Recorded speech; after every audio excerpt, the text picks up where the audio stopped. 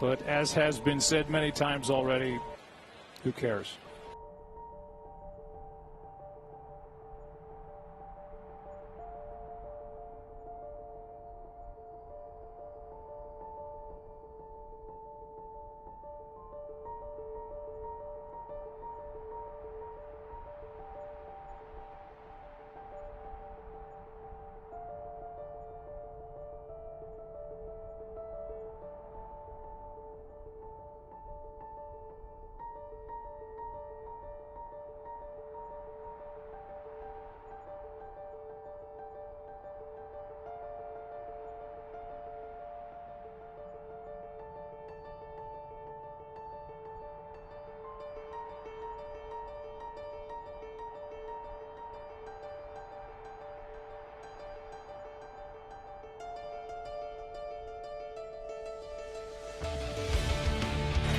What's that? Playoffs? Don't talk about playoffs. Do not blame that game on the defense, okay? Damar Hamlin fell at 8:55:03. Was on his back, and it went from wondering what was going on to wondering about head injury to then frantically administering CPR to this 24-year-old safety. And this is a Bills team. During the break, we watched Sean McDermott call his team over and say, we're going to say a prayer. We're going to say a prayer for Damar. They're going to try to continue to play this game. John Smith has gone over to each head coach. The two head coaches, you can see, got together, and they'll have 5 minutes to warm up. And Troy, I mean, you played this game for the majority of your life, and after that, you've been calling these games. First of all, I've never seen anything like this. And then the question turns to, how do you, as a member of the Buffalo Bills or the Cincinnati Bengals,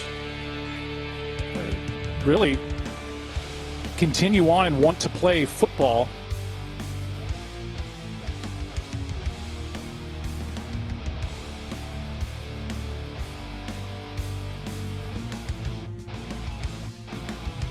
at the intense level it takes to go out there and play this game? Well, the game becomes secondary, there's no doubt, and everybody's thoughts now and throughout the rest of this ball game are going to be on the well-being of Damar Hamlin, and you can see it in all of the players' faces and the concern and how they are then able to come back and play a football game.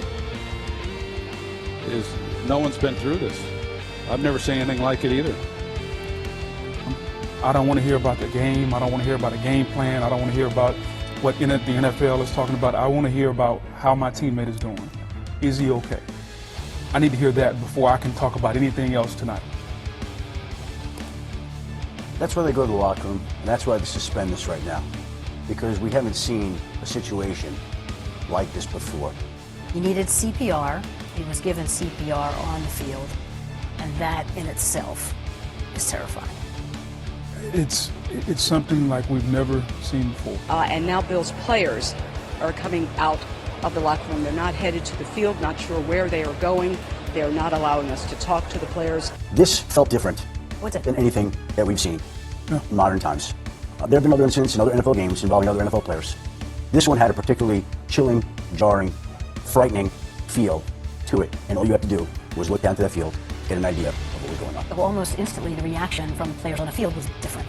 It was different than what we've seen. We've never seen anything like that before. As a player, I played 9 years in the league. I broke plenty of bones, got banged up, been carted off. I've been there. During all those times, my teammates never had to worry about life or death. They never had to worry about that. When you're giving CPR to a young man, Susie, you're worried about life or death. Like he can't breathe. And I think that's where the tone, the facial expressions, the sensitivity from all the teammates from both teams, like I've never seen that before. I don't think any of these players have ever seen it before. That brings about a whole different emotion that none of us have ever been part of. See what we're getting here. Timeout.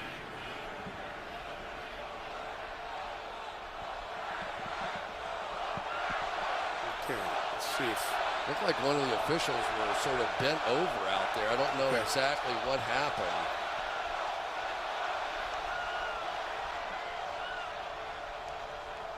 So stopping the game is Clay Martin, the referee.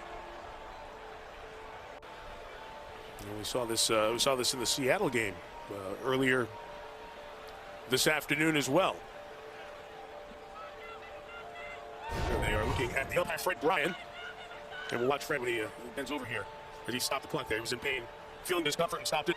Clay Martin recognized it right away. So the athletic training staff and the home team usually looked after the officials if they are in any discomfort. The Packers group over there to check out Fred Bryan, the umpire. And he will go into the blue tent to be examined. Let's check in again with Lisa. Hey, Joe, just again wanted to underscore just the emotion down here on the field, particularly on the Bills sideline. Something unlike anything I'd ever seen before. We've seen players look concerned about their teammates, but this was something completely different. Guys were absolutely devastated. You could see the pain and the anguish on their faces. You could see the as I said a moment ago, Lisa, and I realize you're there on the field, we have access to all the different feeds here that you all have for the Monday Night Football broadcast. And as I looked, it struck me that there was an urgency with which the medical personnel were moving that was atypical, and that was so concerning because it's their job to know, is someone hurt or injured? In this case, is someone in distress? And I wonder if you just, as you replay what was happening, what was your sense of how dire the circumstances were? Yeah, it was when all of the players came out onto the field and took a knee. The entire Bills bench emptied and was out on the field. And the way that the players, all of the players, the Bills and the Bengals, the way they formed a human wall around Damar Hamlin, that let me know there that this was not just another injury, that there were things going on behind that human wall that we shouldn't be seeing. And as I'm looking at this, I'm thinking, there's no possible way that that's going to happen. And it seems to me, Lisa, that it was Taylor and McDermott and their respective players who essentially threw up their hands and said, no, we're not. We're not playing football in 5 minutes. And again, I could be entirely wrong, but that was the sense I got as I watched. Was that what you felt was happening? Well, initially, like you said, it seemed as if the players were just going to take some time and to process this and to try to regroup and refocus. I saw Stephon Diggs. Well, first we saw Sean McDermott call his team together. Right. That the Bills all got down on a knee, and we don't know what he said to them, but it appeared as if he was trying to refocus his team. And then Stephon Diggs did the same thing. He was yelling, guys, come on, come on, come on, come on. Because players were just sitting on the bench just looking completely shell-shocked and devastated, and rightfully so. But all of the team back together on the Bills sideline. Stephon Diggs, I could hear him rallying the troops. I could hear him encouraging them, telling them that let's go, let's refocus. But then after that, the players just kind of went back to what they were doing before, which was to be emotionally distraught. Players went back to the bench. They went back to hugging each other. They went back to taking their knees to their knee. Some guys had towels on their faces, and they were just openly sobbing into their towels. So at that point, it started to become clear that this is not something that these players are going to get over. They're not going to be wanting to play another down anytime soon. Nor should they, frankly, be asked to do so, in my estimation, because I think it's understandable that the way these men are wired in the arena to compete, and you get it, people get injured, and that's an unfortunate part of the game. But this clearly was different than that. And so as perhaps the fire and brimstone speech loses its impact, the idea that we're going to continue this game, no, we're not. We're not going to do that. And so I appreciate whatever happened between those coaches and those players, because there was clearly such respect and such unity on both sides together that what matters right now is not this game, which mattered so much at 8:30 Eastern time. Yeah, so what we saw was when the game was stopped, the medics, they took an extended amount of time after the ambulance was on the field to give Damar Hamlin treatment. They did not immediately load him into the ambulance. They spent several minutes working with him on the field. Eventually, it appears that they gave him oxygen as he was loaded into the ambulance. And one thing that does stick out is the reaction from the players. I saw Kaiir Elam, the Bills, rookie cornerback. He had his back to Damar Hamlin. The players had a shield around him. The Bills players did, almost like a U. And Kaiir was looking over his shoulder to his right with the staffer, his hand on Kair's shoulder, looking back. You saw players walking to the far end of the field, just not wanting to be around it. We welcome in Joe Buck and Troy Aikman. And man, we've had a lot of laughs talking on Monday nights after these games, and this was a big one. We were looking forward to it, all of us, because of the significance of this game.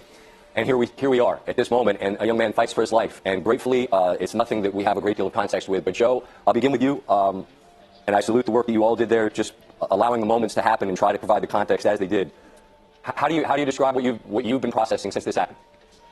It's really hard. It's hard just to describe it. I mean, what we all feel.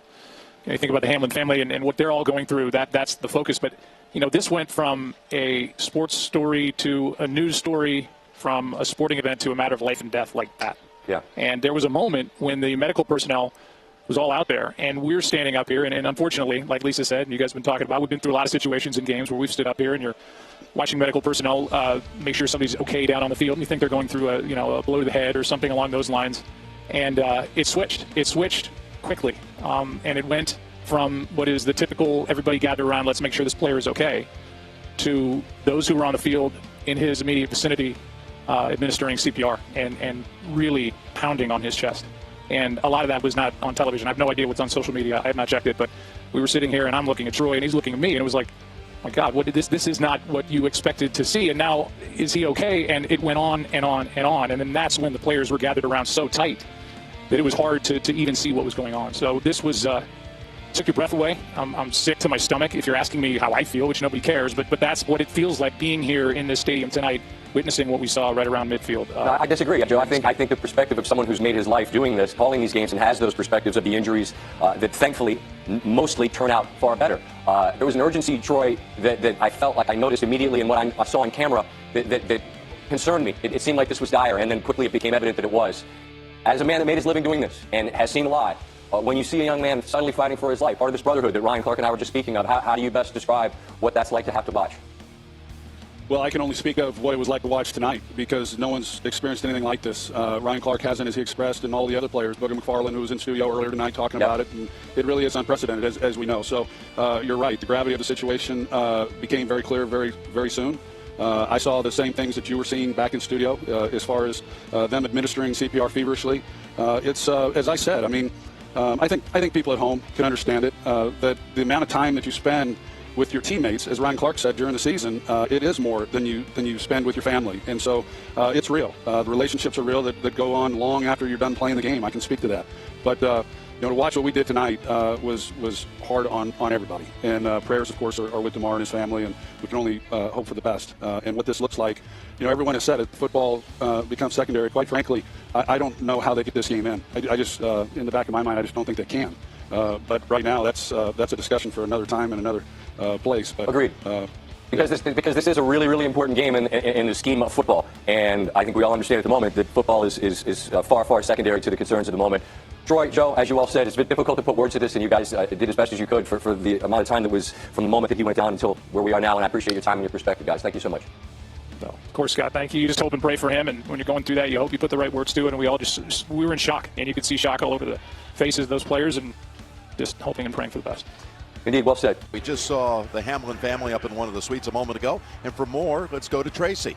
Jim, Damar Hamlin returned to the facility this week. Sean McDermott telling us it was so good to have him around. He told us it's baby steps right now. It's all completely up to Hamlin, how involved he wants to be every day. A spokesperson close to the family said despite being out of the hospital, he still has a lengthy recovery. He requires oxygen, and he has his heart rate monitored regularly. I've been watching football for 40 years, and I've never seen nobody hit and they have a fucking heart attack. I'm starting to see where you're coming from, little brother. 40 years. That is inexplicable, man. It's not even an aberration. It doesn't happen. I seen Joe Theismann get his damn ankle turned around. It was behind him, and it snapped. Yeah, that nigga made that white man look like a pretzel. And it is Korea, right? I've never seen nobody hit on the football field and they have a heart attack. Yeah. What everybody want to know, man? Everybody want to know what the doctors tell you, Lamar. What caused the heart attack? Is it Lamar or DeMar? Oh, them damn Mars going. Okay, so here's the interview. You're 24, peak physical condition. Yep. Could run circles around me right now. How did doctors describe what happened to you? Say something. Say it. Yeah. Come on. Say it. That's something I want to stay away from. Fuck you. Yeah. Fuck you. Man, come on, man. You had a heart attack. I'm on my knees praying. I'm up all night worrying about you, hoping you make a full recovery. People's giving you millions of dollars to your charity, and you go on Good Morning America. They ask you the one question. All these people want to know why they donated all this money to you, and you want to skip this question? Pay it off? That's a possibility. I mean, pay not to tell the real reason? I hate to say that because that means you're the definition of what a sellout is. Or you took a settlement that hasn't been released to the public, and you want to keep it quiet. Yeah.